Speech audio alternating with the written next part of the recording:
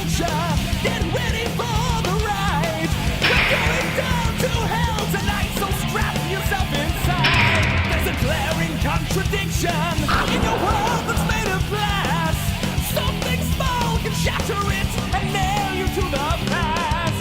The road beneath your wheels, the madness that you feel. Oh, you will pay with your life. Welcome to the Metal Voice. Today on the show, special guest, Mr. David Reece, ex-Accept and current singer for Bonfire. Sir, what's going on? Sitting in sunny Italy talking to you in Montreal. The beauty of technology. Yes, it is. You got your big break with Accept. I mean, it launched you internationally. You auditioned for the band, then you played a show live with the band to finally get the gig. What was your first reaction when they said, you made the cut? Honestly, Yeah. I was thoroughly annoyed. Really? It was a 6 to 8 week process, of indecision, learning how they work. I was unaware that we were going to do a live show, I think, until about the last week of rehearsal. Sure. Basically was told that night, this is your final audition. If you make it, you're in the band. So it was, they're kind of weird how they do stuff. I can understand their concerns and Sure. caution, but it was almost overkill, Like American Idol? It was, to be honest, the next morning when Gabby told me I was in the band, it was like, okay, now can we finally get to work and be a group, It was just weird. How long were you in the band? And we're talking about from start to finish. Was it more than a year? How long was it? About 2 years, I think. It's February of 88, I think, when I joined, and they fired me in August of 89. Okay. A year and a half. When you were recording Eat the Heat, you're in the studio. What was the vibe like?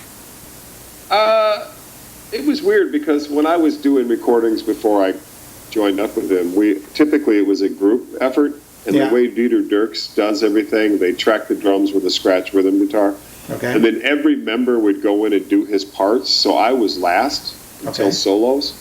So, and we weren't allowed to sit in and watch Wolf play solos or Peter do bass tracks or things like that. So it's kind of weird. There was one moment that Dieter told me about halfway through the record. He stopped, he put me on pause, and he turned his chair around and said, you realize if this record fails, it's your fault and my fault. Oh, no pressure there, right? No pressure. Yeah, and he couldn't have been more correct, we both were blamed for the failure of the record, and I didn't get what he was saying because he's far more experienced than I was, and when he turned around and said that, I looked at him and it kind of pissed me off, like, why would you say that? And he said, you'll see, reality. If it hits, we're going to be gods. If it fails, we're losers. How much did you participate in the pre-production of writing the album? Yeah, we did it in a large room at Dirk Studios. First of all, I was in the basement recording studio with Peter Baltes, writing lyrics and singing melodies to bed tracks of songs that they had written for a few years. Yeah. Some of the songs had titles. Okay. And I would just write verses and stuff around those titles, That was the pre-production. And then right before recording, we went into the big live room where they do drums and Sure. guitars.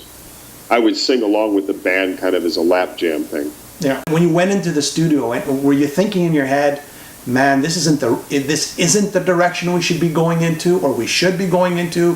What were your thoughts? My thoughts were, I'm a young, dumb kid. I'm in the biggest metal band in Germany. Sure. I knew that they were really nervous about the crossover, but Yeah. I knew that I was the guy to do it. So any of their hesitation, I just blew off because I thought, every young guy thinks they're great and they're untouchable. But now the older I am, I understand their concerns and, Sure. and everything. At the time, I was thrilled. It was a daily, like a new birth every day I woke up. Sure. Whose decision was it to be, to change the direction of Accept? Well, it's about money. And that's when bands are killed. I think with Balls, they were doing about 400,000 in the States and worldwide. They couldn't quite crack gold in America. Yeah. And they said because of Udo, the voice obviously is not a voice that'll, do a love song and Yeah. have a pop ballad. So record companies, everybody kind of leaned on them. Hey, we can get rich. We can make it really big with the right singer. We'll cross over. We've got the name, the brand. Record companies are notorious for destroying bands, and they destroyed it. It was going fine without me, I think, with Udo. I mean, they were making a handsome living, touring the world, You find that they did blame you. I mean, here's the direction they wanted to go into, but you got the blame. Do you ever feel like you got shortchanged for that? The only shortchange I feel about that whole situation was the way they shit on me in the press to cover themselves. I mean, nobody was happy. I wasn't happy at the end, neither were they. I mean, I slapped Peter in Chicago. It was a wrong decision. I regret it. There's better ways to deal with it. Yeah. But, they're always going to blame. That goes back to what Dieter said. They're going to blame me and you. Yeah. Yeah. After the record sold about 100,000, I think, in the States, and then it stopped. So all the record company and everybody were running to hide and point fingers. They take you out to the big dinners in New York and tell you you're going to be a superstar, but as soon as the money stops trickling in, they don't know you. Yeah. That hurts. Yeah. It hurts. I mean, do you wish they would have given you a second chance? Hey guys, listen, give me a second chance. We'll make a real Accept album this time around. I thought I was a better choice than Mark Ternillo if they were really going to go back out. I heard there was consideration in the underground of people close to the band that my name came up, and honestly, yeah, I would have seriously considered working again with the guys. I mean, I respect them, and I'm more mature. I'm a more professional. I'm a better person now. Yeah, I think absolutely. What is your favorite Accept album minus Eat the Heat? I would have to really be honest and say Balls was probably the pinnacle of their. They were running on all cylinders at that time. I agree. Ever thought of re-recording the songs you did with Accept, but this time doing them the way they should have been done? I re-recorded Hellhammer on the was it Gypsy Rose album I did, or was it Reese Cromley? I think it was the Gypsy Rose album I did with Martin Cromley. We redid it. Yeah. And changed it a little bit. But no, Udo redid Ecstasy and I think Beat Train. I thought it was a pretty good version of it too. Yeah, I mean, Udo and I are dear friends. Not really. I haven't really thought. I did say at one time I was talking to a label that Udo and I should trade off the Accept songs. I should do some of his classes and he should have done the ones I did, and then write a few songs, like a compilation, like 5-6 song CD. And all the labels were jumping all over about it because they smell money, like blood for sharks. But then Stefan Kaufman was like, if you work with Reese again, I'll quit. And it just got politically ridiculous. So Udo and I were all for it, but he had to go with his team and I had to go with mine. So yeah. Let's move up to the present now. Okay, but before we get there, we have a mutual friend, Giles Lavery, singer of Dragon's Claw, as well as reviewer on this show. You made a guest appearance on his second album. Can you tell me a little bit about that on the Dragon's Claw album, which I have here somewhere? Here it is. Judgment Day. Giles is watching your every move. Here it is. Here it is. Giles contacted me, I think 2011. Yeah. And asked me to do it, and he was a sweetheart about it. He said he was a huge fan and basically turned me loose. I did that song in a couple hours. I wish Giles, I love Giles. I think he's working for Graham Bonnet right now. Yeah. And he's working for the Metal Voice too. Yeah. And he's a sweetheart. He's a very professional guy. He's a great singer. He came to see me sing in Germany a few times. I love him to death. Yeah. He's a fantastic guy, great reviewer, and always a pleasure to have on our show. and he speaks very, very highly of you. And actually, we're coming to the present now. He's the one who recommended that I listen to the new album by Bonfire-Glorious, and I was so taken. I thought this album was so fantastic, such a phenomenal piece of work, that I had to have you on the show so we can advertise this album to the rest of the world. Not only Germany, but North America, which, you know, I wouldn't say is the biggest Bonfire cult following. We need to advertise this album to the rest of the world so the rest of the world knows that David Reece is back. He's in a fantastic band, and you know what? These songs are killer. So right off the bat, first thoughts in your head. You join Bonfire. You go, okay, I'm joining another bunch of Germans here.